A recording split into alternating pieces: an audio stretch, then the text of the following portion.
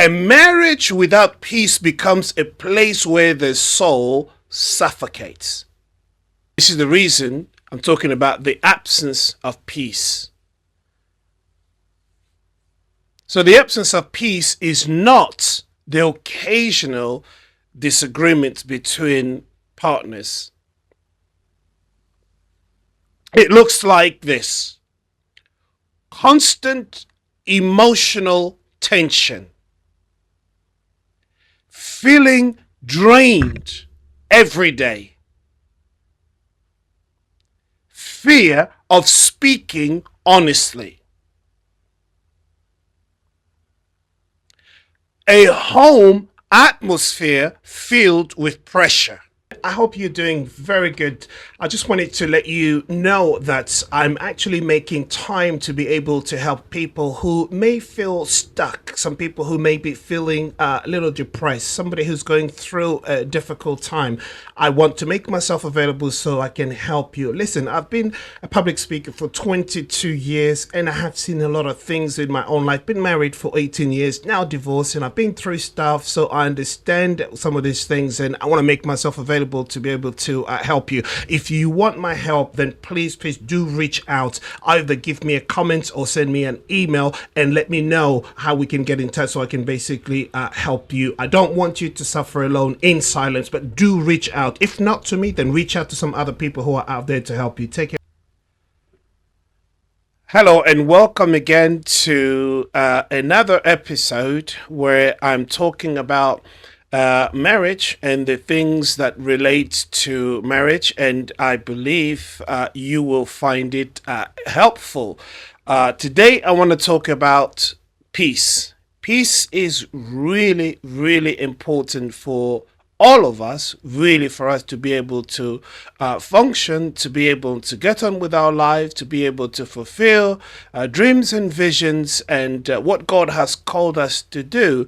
I believe peace is really, really fundamental to all that we do in this life. If we don't have peace, then it becomes a struggle for us to even be in a proper mind, to be able to think clearly. And so this is the reason why I want to base my episode today around peace. So I said peace is not optional. Why you should never sacrifice it for marriage. Peace is not optional. Why you should never sacrifice it for marriage.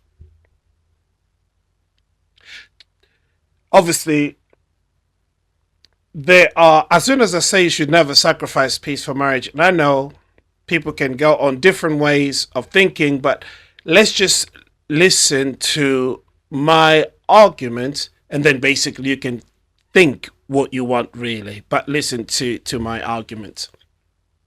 So when I say that, we need to understand this. Many people silently struggle in relationship and marriages.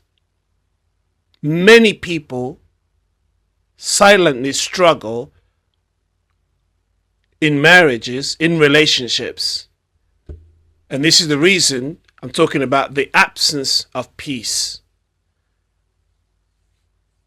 So the absence of peace is not the occasional disagreements between partners. And it's not the temporary stress every couple go through. Okay?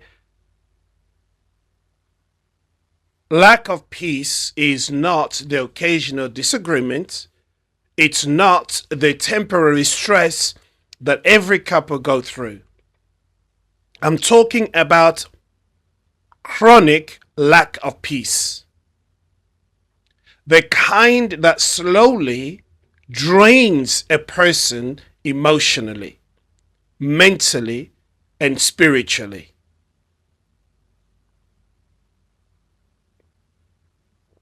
So peace is not something you sacrifice, not for marriage, not for culture, not for expectation, Hear this.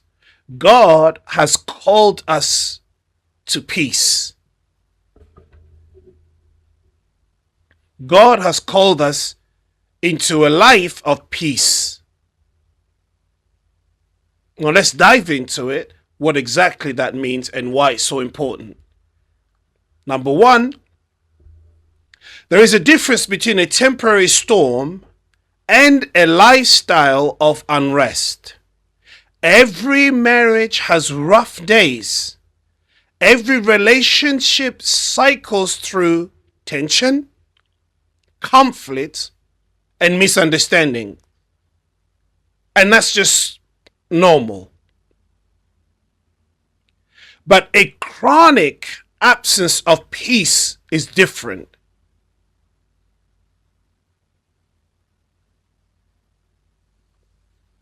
It looks like this: constant emotional tension, feeling drained every day, fear of speaking honestly, a home atmosphere filled with pressure,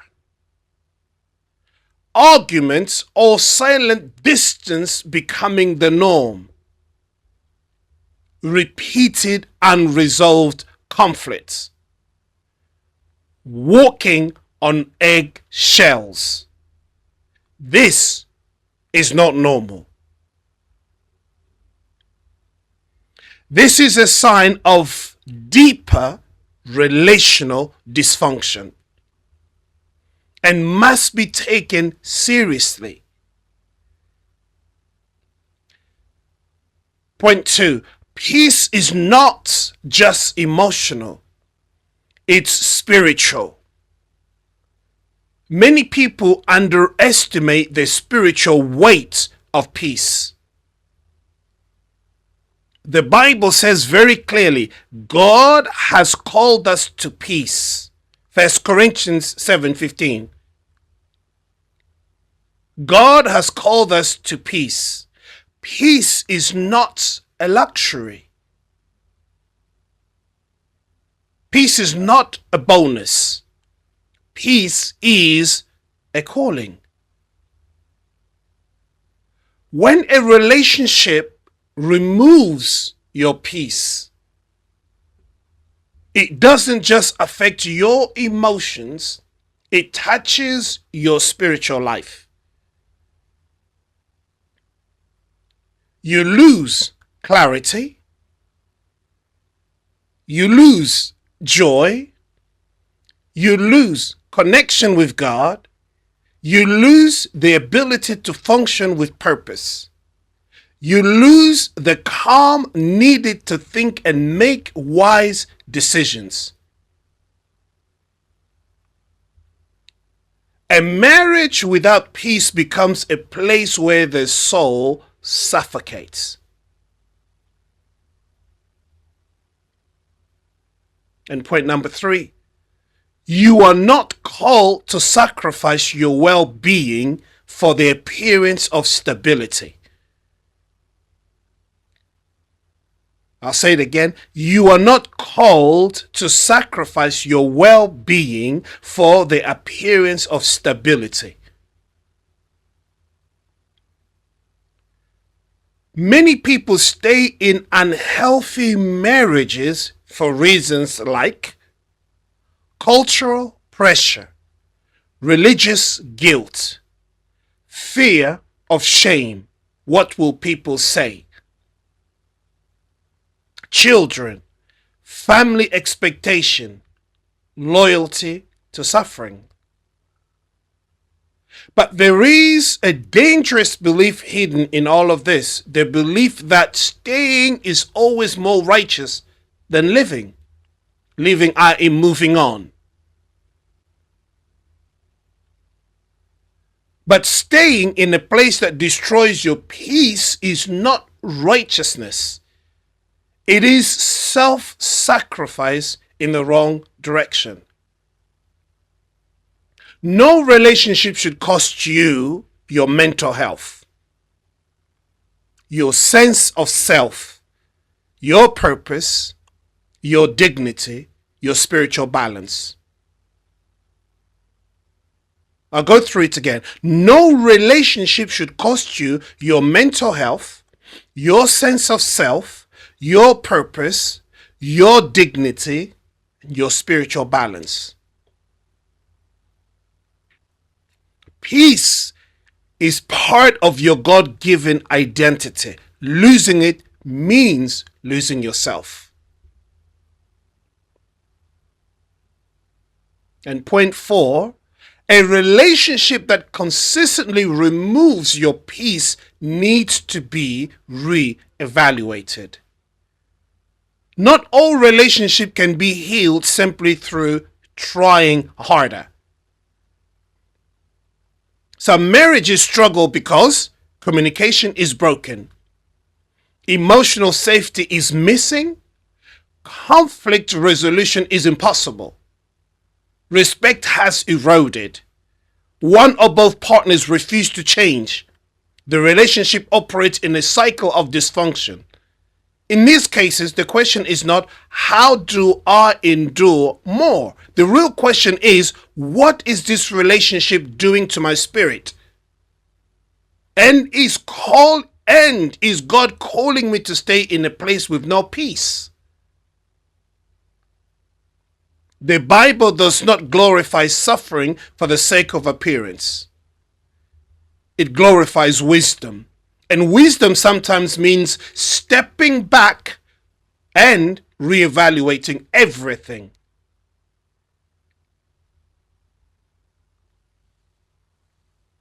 Peace is foundational. Peace is the foundation of a healthy marriage.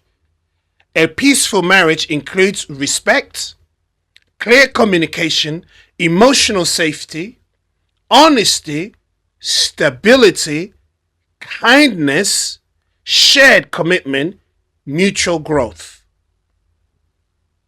Without this, you may have a home, a ring, and a legal union, but you don't have a marriage.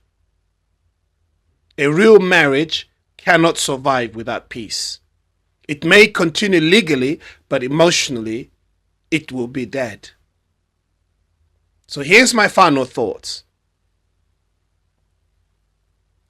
Never, I say it again, never sacrifice your peace for the idea of marriage. Never sacrifice your peace for the idea of marriage.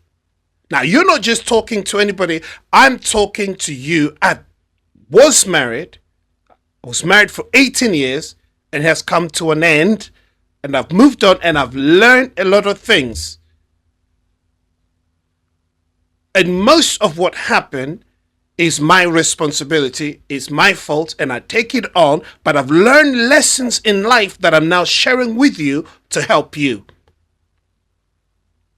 More and more, I'm feeling that I have to share with as many of you as possible to help you so you can live a peaceful life.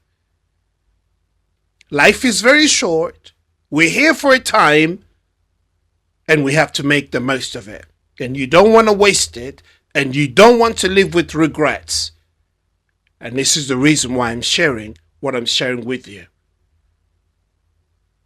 Your peace is very important. And I repeat, never sacrifice your peace for the idea of marriage.